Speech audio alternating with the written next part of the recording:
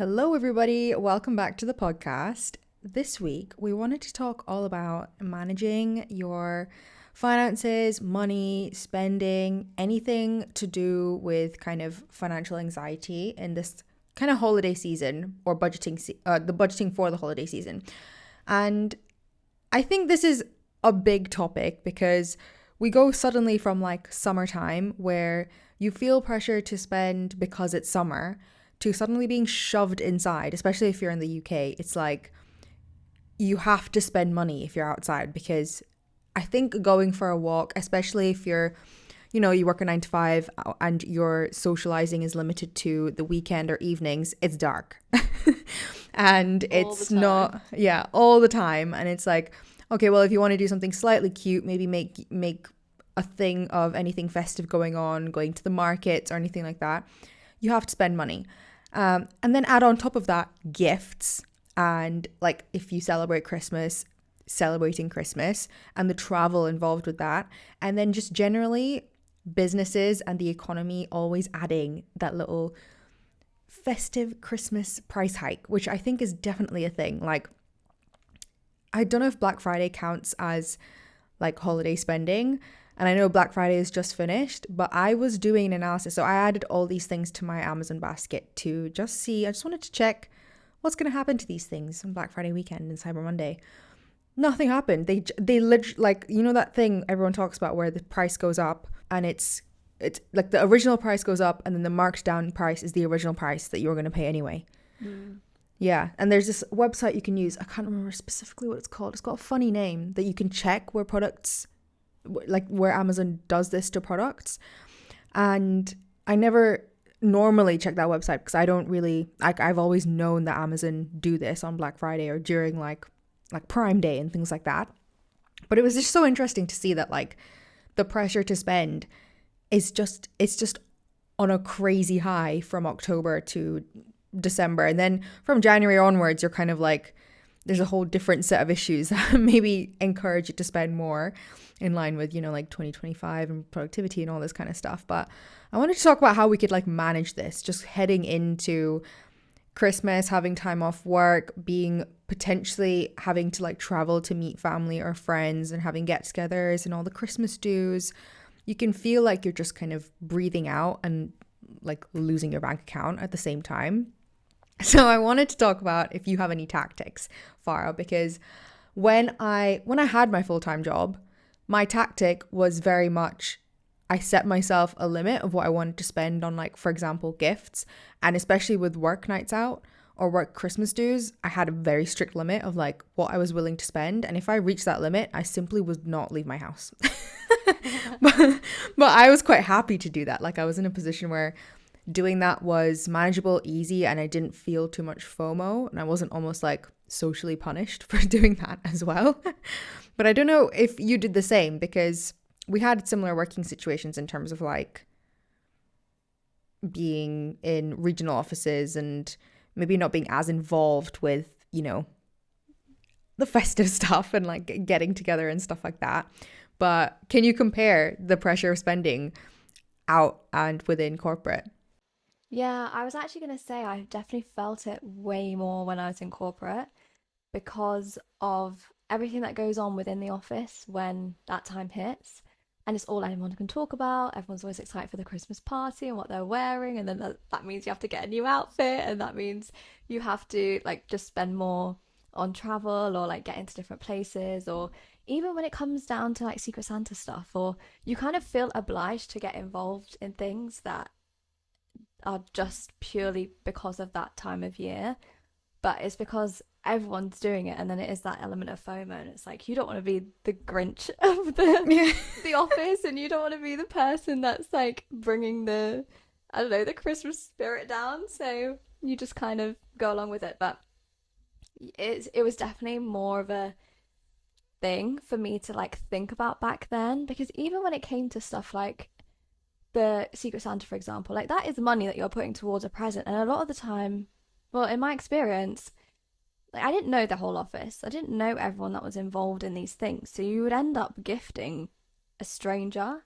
So one, you don't even know what they like or like who they are, and you're just obviously going to buy something that you have no idea if they'll even want on value. So it kind of feels like a waste of money in that way.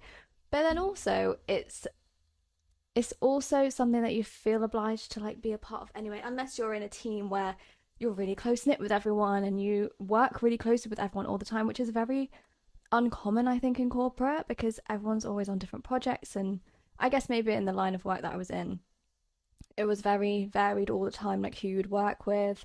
And the teams were so huge, like the teams would go across different like service lines sometimes as well, but they would all be involved in these like festive things. Like everyone would then come together for that one time of year, and that's the only time of year that you would even like hear these new names and things sometimes, because everyone would go to the same parties and everyone would like go out for drinks and like do these things after work that they wouldn't really normally do the rest of the year, because people kind of go off and do things like with the people that they regularly hang around with the rest of the time. So yeah, some of those things though, I think they work well when there's like a budget set internally or, just across the board. Like I remember we used to do like at one point we did like a £5 budget. So everyone just spend £5 on a Christmas like Secret Santa gift. And then that would be your budget for that, which is very like minuscule, and it's not gonna break the bank. But it is like when you add these little things up, they do add up at the same time. So it's like you don't want to be like, oh, it's just £5. I'll just throw £5 at this like random gift that I don't even know this person. I don't even know if they're even going to like it. They're probably going to chuck it in the bin after the Christmas period's over. So stuff like that did seem really like pointless, but things that you kind of felt that you had to do in corporate. But now I don't experience any of that, because now I'm like, well, I appreciate like the period of time, and I like going to like the Christmas markets, and I like eating all the food and doing all those things. I do get a little bit carried away with that stuff, to be honest. Like when it comes to just even like the food stalls and stuff that you'll always see like in your local towns or like whenever you go somewhere. And I do love that side of things, but I think it's more a case of like if you're enjoying it and if that's like a part of the season that you are happy to like be involved with, like that's your choice, as long as it's not like you're just spending money or you're doing these extra things because you feel like you have to, or you feel like you're missing out, or people are gonna, I don't know, judge you for not doing it. I think maybe there's the difference, because I have seen both sides, and I've been in both situations where I've done things because I felt like I had to and been involved because I felt like I had to, versus being involved because I actually want to and I enjoy eating the food. Yeah, I wanted to say that as well, like in terms of being at especially Christmas specifically, in like the festive season. I feel like there are people in this country who love this season, right? Like there's arguments about when to put the Christmas tree up and what's the division between Halloween and Santa stuff and all this stuff, right? I am clearly not one of those people because I don't get it. So yeah. So even though I'm not one of those people, like I can also comfortably say like I do not care that much about like a Christmas market or like doing anything festive or like going out to eat and like getting like a mulled wine and stuff like that. Like I don't like to do it more so in this season compared to like summertime. So I'm happy being like, you know what? I'm just gonna ghost everyone, and unless I've got like solid plans to see my friends and spend like quality time doing something because I actually want to see my friends or my family, then that's when I'm gonna leave the house. But I don't feel pressure to actually be a festive person, and that kind of takes a level of like, okay, I've examined what it takes to be a festive person, and I am not that. Whereas I know that there's some people who do get a lot of joy and like see a lot of like value in spending on Christmas, being a festive person, getting in the festive spirit, stuff like that. And I think it's when you know you're that kind of person, and you know that, like you say, you're not like just spending for the sake of spending. And like, one of those things that I think is spending for the sake of spending, like people who obsessively seasonally decorate their house or like their living area. Like that's something I've actually never understood, and I've always felt like such a boring person for not doing that. But it's only maybe like recently that I know that I because I just don't value decorative things in my home that aren't things that are like actually practical or useful, I don't feel boring now. But I used to really think I was like silly for not getting like Halloween decorations and then Christmas decorations and then Easter decorations and then like whatever happens after Easter.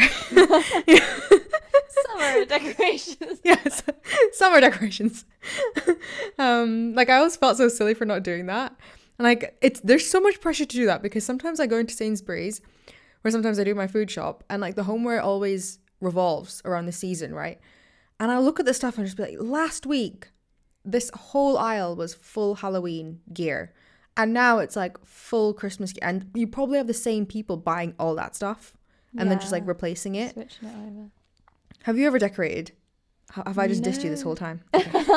No, but it's funny you mention it because I've almost started feeling that pressure, like just by seeing it. Yeah, because I think I was like, there's people I follow online, but also it just comes up on my feed page. I don't even have to like actively follow someone anymore to see like what's going on. But no, I was seeing a lot of like the not so much like a Christmas, Halloween vibe, but like autumnal, for example. Yeah. That when I started seeing that, I was like, oh well, I don't really I don't feel the need to do it in my own home, but I almost was questioning, oh, should I be doing that? Like, yeah. is like, that am I doing something wrong by not doing like, it? Yeah. oh, and then it was that boring element. It was also like, oh, am I being like a boring person for not taking more care of my home or not, I don't know, just being interested in that. I was like thinking these things. Then recently I saw, you know, Molly May. So she always goes all out for Halloween. But then I literally just saw her Christmas decorations and I don't know if you've seen it, but oh my day. Like she has a massive, beautiful house. So I kind of get it, but I'm also like, that's crazy. Like that's actually insane. Like it's like a Santa's grotto. Like that's what she's turned her house into. Okay. And I'm just like, oh, okay, well that's too far. Like I would never do that. But then you know, there's people on every scale of these things. So I'm like, oh, maybe I should be that person that adds some autumnal colours to the home in that time of year. I don't know, like maybe make it more cozy, you know, because you see people doing these really aesthetic videos of lighting candles with that like the scent of that season and things like that. And I'm like, I could get on board with that. But then I'm like, but do I need to?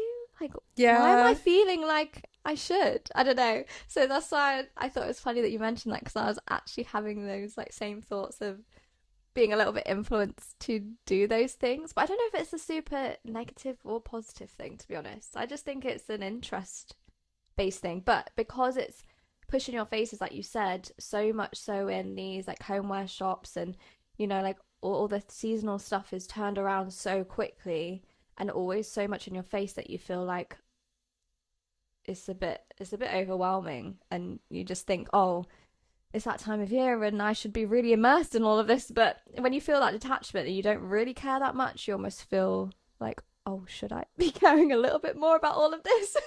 Well, yeah, that's exactly it. It's like I actually do think it's like a negative thing just because I think for the everyday person, like it's not sustainable. It's not like there's so many negative things associated with like constantly redecorating your home. And I think like from an environmental aspect, it's just so bad because all this stuff is primarily like 100% plastic. And then also in your own home, just creating clutter. Even if you're reusing the same things every year, there's probably new things you're still buying.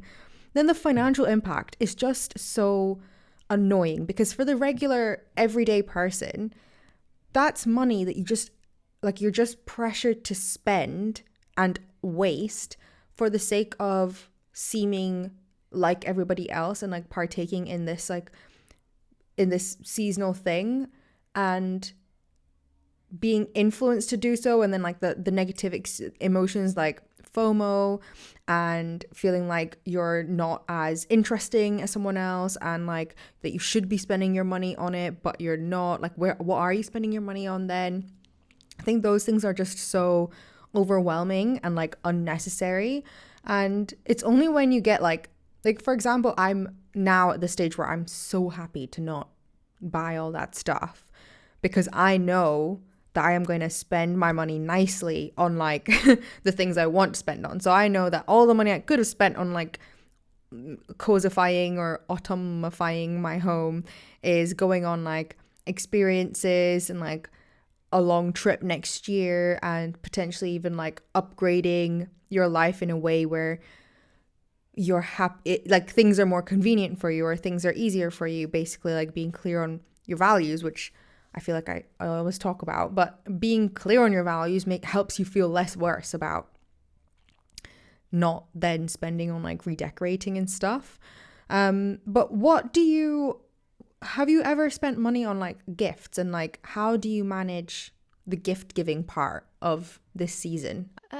So for this season, it kind of varied. The only time I majorly had to think about it was when I was in corporate, if I was involved in those like little gift giving things.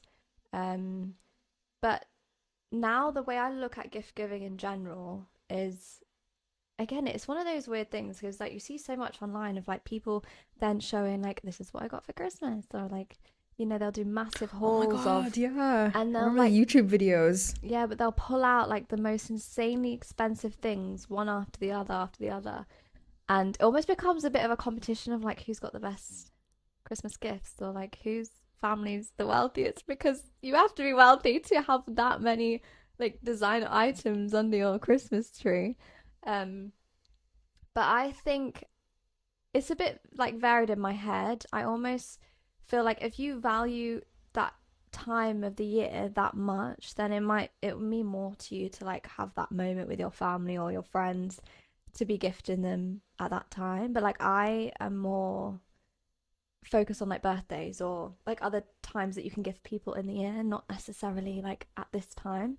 And I know Christmas is a huge like gift giving time in general, but there are so many other times that you can gift people in the year as well.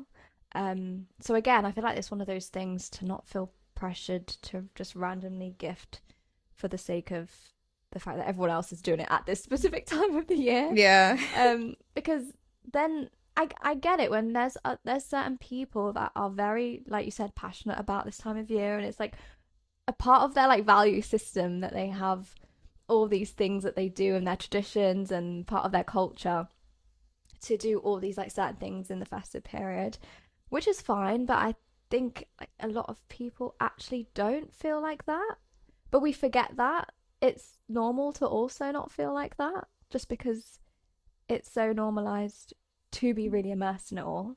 And I think both are fine. Like if you're the type of person that is really like this is like the most exciting part of the year for you, and you wait all year to give all your best gifts at Christmas, like that's fine. But I think knowing in advance who you want to gift, knowing how much money you want to save way earlier than that Christmas period is also helpful, and also knowing that you're not going to like be buying stuff last minute, because like we talked about, even the deals and these like discounts that we think we're getting on Black Friday and stuff sometimes really isn't. It's a bit of a scam, I think, honestly. Yeah.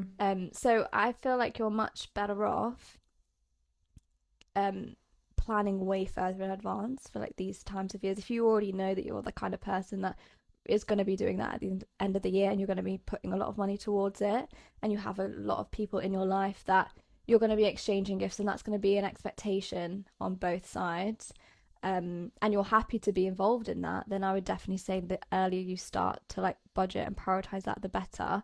And that might also mean that like there will be other periods of the year that you don't spend as much money. Like maybe you're not the type of person to go crazy in the summer, you know, be out all the time, maybe, because there are people that actually prefer the winter over the summer. Yeah, they do I know, exist. very strange. Yeah, they do exist. I don't quite relate or understand it, but there are people that actually prefer this time of year in general to summertime. So they might generally spend more money in this time. So it's not a case of like when's better to spend your money, or like, or a judgment of like how you're spending your money, but just knowing overall, okay, if the bulk of my budget for the year is going at this time of year, then work backwards from that and just understand that if that's going to be the case, like how you still going to be smart with that budget and like make it go further. And I think the earlier you plan towards these things, the easier it will be to make sure you get all the special gifts that you're wanting to get at the best price, and you're not getting caught up in these like massive, because this time of year also seems to be the time that all these like big discounts come around, but they actually are not that great, I don't think, a They're lot of the never that. They're discounts. getting worse as well. Like Yeah. I remember like 2000 and like when I was in high school, basically, me and my mum would we loved a good sale. And I remember like scrolling through the ASOS. It might have been like the Boxing Day sale. I went through every single page of the items on sale to like figure out if there's anything I want that I could Yeah. ask for and all this kind of stuff. And they used to be good. And like now I don't even bother with like seasonal sales. I just have something on a list, and if I can save up enough to get it, I will get it. I don't wait for a sale anymore because it's barely anything. Yeah, I actively avoid sales actually, just because I know like the mentality around a sale is almost like you're gonna buy just because you see there's like a discount on it, even though it might not even be discounted. It could be that the price was increased and then discounted to the original. So you're gonna be buying stuff that you don't even really need or want just because it's got this like 50% off or 40% off on the label. So I actively avoid actual like buying in sales now, unless it's something that I know that I've wanted for a while, like you said, and then it happens to be on sale or I get a discount code for it. But I'll still would have bought that regardless, even if it wasn't on sale. So yeah, I think it can be weird at this time of year because you do end up like I've been in previous years, I've definitely ended up like accumulating extra stuff that I just wouldn't even usually think about needing or wanting. But I thought, oh, well, it's on sale now, or maybe I'll need it in the future. Maybe it'll be really useful. So may as well get it while it's cheap or while it's got a price, gives discounted price on it. But then I never ended up using that stuff. It just became a bit of a waste. So I've started to avoid doing that now. Well, you know what I was thinking, like when I was showering today, I have my most silly thoughts in the shower. But I was thinking that like the nice thing about now being in like my late 20s, I feel like I figured out like the products that work for me and the things that I'm like not willing to keep trying different things on. And like one thing for me is like my skincare and makeup. I don't feel the need to try something new anymore. Like I feel like I've got a product for every requirement that I have to do with my skin, like body and face. I know what works for me now. So I can take advantage of sales and discounts at the times that I know, okay, I've bought this thing historically for the last like 10, 15 years.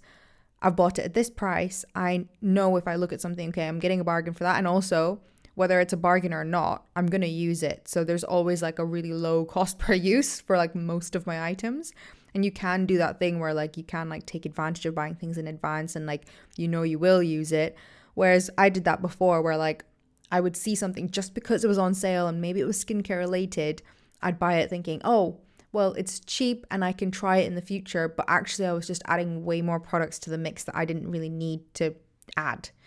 So I think the nice thing about like just maybe like collecting empties is you figure out what actually works for you and what doesn't, especially in like in terms of like physical products. You figure out what works for you and what doesn't, and then you can actually then go on to take advantage of like sales and discounts and like loyalty things because you know you're going to buy it anyway. That's such a good point. Yeah, because then you already know that you like that product and it's going to be used, but you're getting it for a discounted price. So that's like a win-win situation rather than I get the benefit of maybe trying something at a discounted price, but you can get samples and you can Yeah. there's other ways. You don't have to fully buy a product just because it's discounted in the hopes that it might work for you or you're just going to try it new. Yeah. And you know what I've been doing as well? Like I'll go into like if I want to try something, like recently I wanted to try some Charlotte Tilbury stuff out, and I am if I cannot buy less than like a 5 to 10 milliliter sample online, I will go into the store and ask, and like every single time I've asked for a sample, I get one. Even if it's for skincare, I'll get one. And I think that's such a good way to actually just figure out if something's going to work for you. And if you're going to use it, because I have samples where I actually haven't even used the sample. Yeah. So there's that. I think that's a good hack because the only downside to that hack is because you have to like actually physically go in the store and talk to people. So that can get kind of annoying.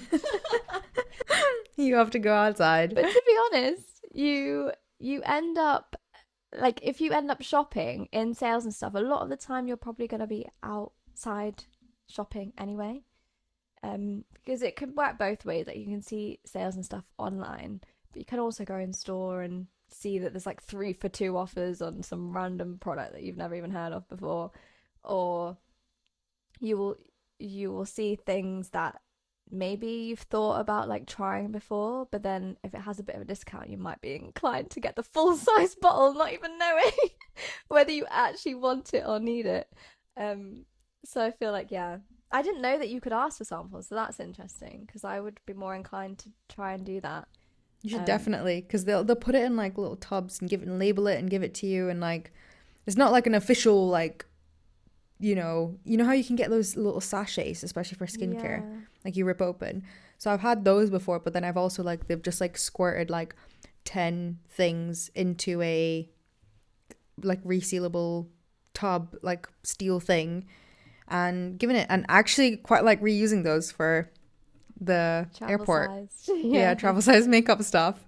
So it's a win-win, really. You just have to go outside and do it.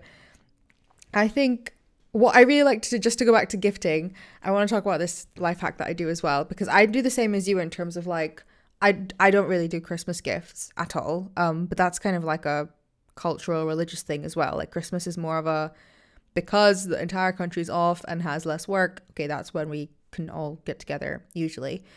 But what I like to do for gifts, because I like to think of myself as a really good gift giver, and it's because I'm like, every time I talk to anyone, like friend, family, I note down, like, for example, if anyone says to me something they want to try, do, see, whatever it is, I keep it in like a note on my Apple Notes. I've got like just a list, like it's gifts, and then it's just like random names of like everyone I've ever spoken to, and it'll just have like little things that they said. And it allows me to always buy or, get something that's like actually personalized to whoever I was speaking to, because it's the only reason it's in that note is because they've said something to do with that. And it also allows me to be like constantly, like I'm constantly aware of the things that are on that note, and year round I can take advantage of like sales or cashback or like buying something in advance to get something on that note. And I think that allows me to like really alleviate the pressure of like gift giving, but at the same time take advantage of being like financially conscious while buying gifts. Because I think trying to like, I know I have a lot of friends who leave their gift buying for the season because they think that like holiday sales and like everything like that's easier to get stuff at this time of year. But I actually think in combination with the price hikes, the fake sales, and also the pressure to buy more, you just end up spending more. And you also end up spending like a bit more impulsively. Like you might get like I'm being super generic here, like a Bath and Body set for someone who like maybe doesn't even like want that, but you saw it as a good deal during this time. Whereas like maybe if it was like an all-round yearly thing you were thinking about, you could maybe not feel pressured to buy that on the spot and get something that's like more meaningful and then might happen to be a bit cheaper as well. So there's that I do. And also, what I think is a super underrated gift or gifts is books and also games. And I don't know if it's just because of like cultural changes with the way like millennials and Gen Z and maybe Gen Alpha are going to be spending their time, but every single book gift I've ever received, I have loved so much, because a book, like an exchange of a book is like such a deep message, I think, because it's literally like the choice of book as well. Yeah, the choice of book. It's like such a, I don't know, it's just such a deep way to say like, oh, I know that you've struggled, or like that you've been thinking about this specific thing. Here's a way to like educate yourself or like learn about it or like spend your, like, I just think it's such a nice message. It's like a card on steroids, right? And then also what I think is amazing is like games, because I've been spending so much time this year just like playing games with my friends when we meet, and it's probably combined with the fact that I barely drink anymore. I don't like to drink that much, and I will actively turn down drinking an opportunity to drink. And I'm always the person, if I'm in a group scenario, I'm always the person being like, does anyone want to play a game? And we'll like think of a game. My handbag always has 2 games. Like I'm obsessed. You doing that. It's like a handbag essential for me is little Like Monopoly you deals. waiting all night for that moment to ask that question. Wait till everyone's quiet. Run out of things to say. But everyone always says yes. They just need someone to orchestrate it, right? So I think games, are just such a great way. It's just such an awesome gift, because like even if someone's not going to immediately use it, it's going to give them a good time at some point. And no, it's never unappreciated. And they're relatively cheap. And there's new games coming out all the time. Like one of my business ideas is to try and invent a game. I don't know how to do that, but What? Slow down. Wait, what? I just want to invent, like, games are so fun. You know, just That's card games. really cool. Or like a random, maybe like a non-card game, like one that requires like accessories and stuff. Like it would just be so cool to invent one. I think you'd be really good at that. That's so funny. That's the first time I've heard you say that. You wanted to make your own game. Yeah, well, it's on my list of like a million business Yeah. ideas. The other one is like an ice cream shop, so you can see where my mind. I feel like as I've got older as well, like when you were saying that when you get into your like even mid-20s, late 20s now, you start to actually realize how like the meaningful things are so much more important. And it's not only like it being meaningful, but it's also just like how wasteful non-meaningful stuff is. Yeah. It's just like I just see there's no point to it. Like I remember back when we used to do like gift giving for Christmas and stuff. I remember when I was a kid and I would have no idea what to get my brother, and I'd just get him the most random things. So I was like, well, at least I've got him something. Like I've just got something for him to open. And then like now looking back, I'm just like, I don't gift people unless like I know I've got something that they're going to really value and really want, and it's going to be an addition to their life. Because like I hate getting stuff, especially, you know, when you've like got your own home and you have to think about like where to store stuff. And if you've been gifted something that like you're not even going to use, or you're not even like, it's just not something that you'd even need or want, not whether that person knows it or not, it just like creates clutter and like headache to have it. And I know that like, I don't know, I just stress about like giving someone else that feeling of like, oh, what do I do with this now? Yeah, exactly that. I worry about that as well. But you're so right. I must have like, do you know what I actually have that's so annoying that I even have to admit I have this? From like a Secret Santa at work when I first joined. Someone got me, it's like pack of baubles, but like each bauble was filled up with like a pre-mixed like cocktail. And like you look at it and you're like, I don't want to drink that. And it's still sitting there in the packaging underneath in like a shelf at the back of my living room. Did you not think of regifting it? It's not something, honestly, like the liquids are like bright neon colors. Oh. Like you look at it and you're like, yikes. Yeah.